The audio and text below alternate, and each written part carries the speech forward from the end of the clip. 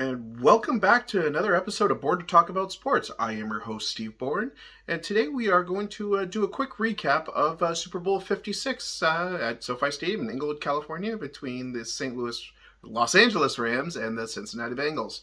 Final score, LA wins 23-20 on a last-minute touchdown by the MVP, Cooper Kupp, and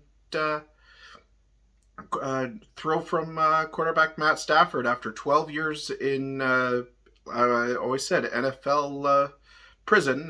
The Detroit Lions comes to LA, already has a great defense. They had some couple of weapons in OBJ and him essentially.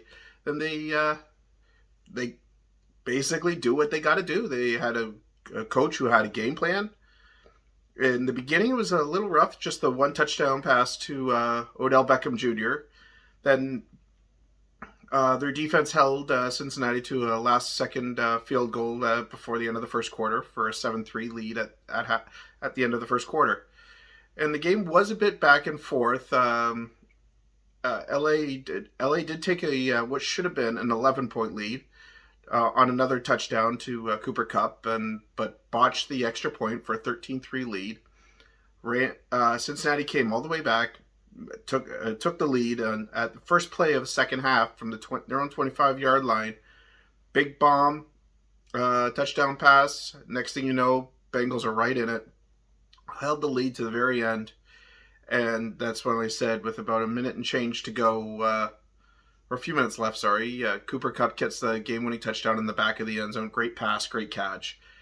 Not much really to say. The officiating was good for the first half and then really stuck their nose in the second half with a few obvious missed calls and then almost what I like to call Revlon makeup calls. The Bengals or the Rams got away with a bit of a hold on Cincinnati.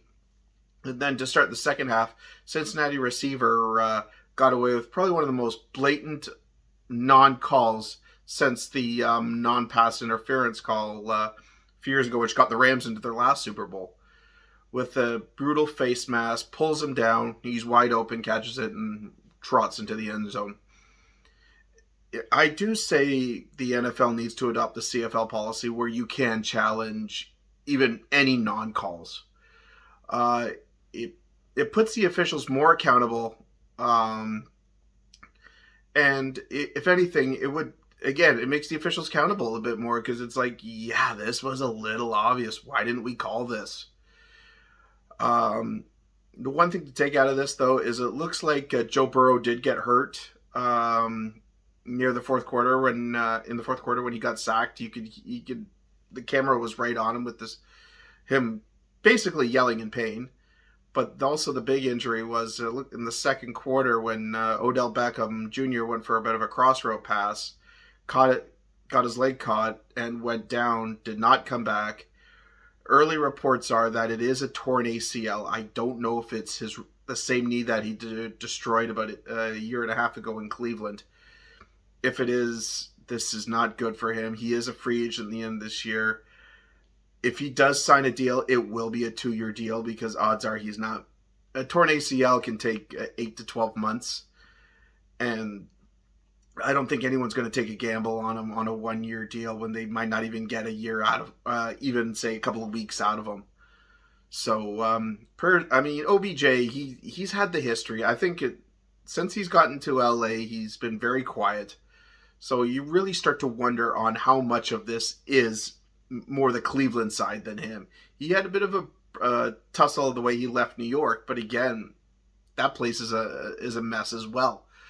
So you start to wonder if it is him or he's just in bad situations. Again, congrats on the LA Rams for a heck of a season. Number 4 seed, coming in, win the division through the back door after Arizona struggles. Go into the belly of the defending champs, beat them. Well, you beat Arizona as well. You beat division rival. You go to Tampa. You essentially retire Brady. And then you host the 49ers, another division rival, beat them. And then technically it was their home stadium, but they were not the designated home team. Since it was AFC hosting it, the AFC team, the Cincinnati Bengals, were the designated home team. If you're one of my final takeaways is if you're a Bengals fan, do not be disappointed. Okay, you can be disappointed, yes, that you didn't win the Super Bowl. However, don't feel like this is your only shot. Burrow, Chase, Mixon, the boys will be back. Shout out to my friend Tyler Wolf, huge Bengals fan since the mid to late 90s. As he always said, there was plenty of room on the Bengals bandwagon because up until this year, there was nobody on it. He ain't lying. He ain't lying. Honestly, I thought for the Bengals going into this year at an 8-9 record would have been fantastic after Burrow missed all of the second half of last year with a torn ACL. I mean, there's a reason why Burrow won the Comeback Player of the Year award. Torn ACL in your rookie year, you come back, you get your star receiver from college who was a year behind. Mixon had a hell of a year as your running back, added in a couple of nice pieces. But God, Cincinnati needs an offensive line. They need to protect Burrow. If you actually pan out, Chase was wide open by in that final play on that 4th and 1. If Burrow had about another 2, maybe 3 seconds tops, that ball's going to Chase, and Bengals win the Super Bowl.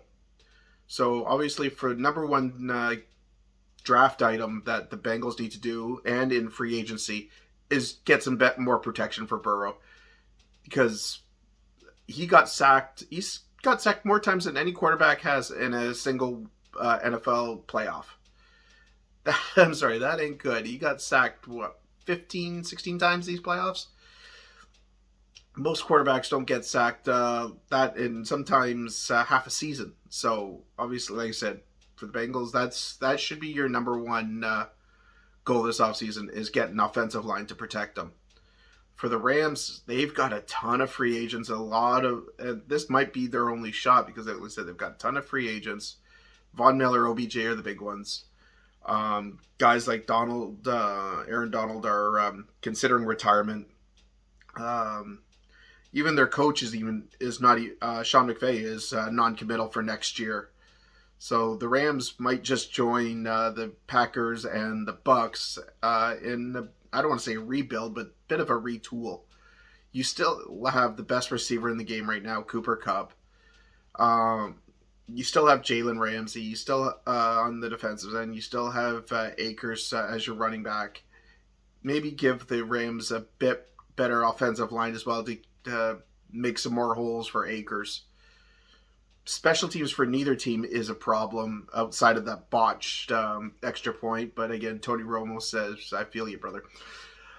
But yeah, no, that's my quick wrap on Super Bowl 56. The race to Super Bowl 57 in Arizona has essentially begun. There's already some mock drafts already there because that's I guess the next step in for NFL for the NFL offseason is the draft. Well, actually, it's free agency first, then the draft. Which I kind of like better because it was the longer offseason kind of allows to do that. Got free agency starts in a bit, then you've got the draft, and then next thing you know, OTAs begin in the summer, and next thing you know, we've got the Hall of Fame game in late July, early August, and 3 weeks of preseason. So, again, the reason I'm doing this video is a bit late is I'm not doing it on Monday on Valentine's Day. I think that goes without saying. And on Tuesday, just a very, very busy day at work. I think I was fast asleep by 8:30. So, again, like this video. Use the hashtag BornSports. Like, subscribe, tell your friends. That'll be pretty much my end of talk for NFL until... maybe free agency, maybe the draft if it looks like it's good, if some trade rumors are going to pop up. Next week, probably next week I'll do a quick Olympic recap, and I'll just talk about whatever the topic of the day is, whether baseball finally gets a contract done. Pitchers and catchers were supposed to report yesterday. Maybe, again, shoot me ideas. Message me Facebook. You know where to find me: Facebook, Twitter at SteveBorden1. And also reply in the comments. Again, yeah. And again, to end this off, thanks for listening. Use the hashtag BourneSports. And I'll catch you again next time.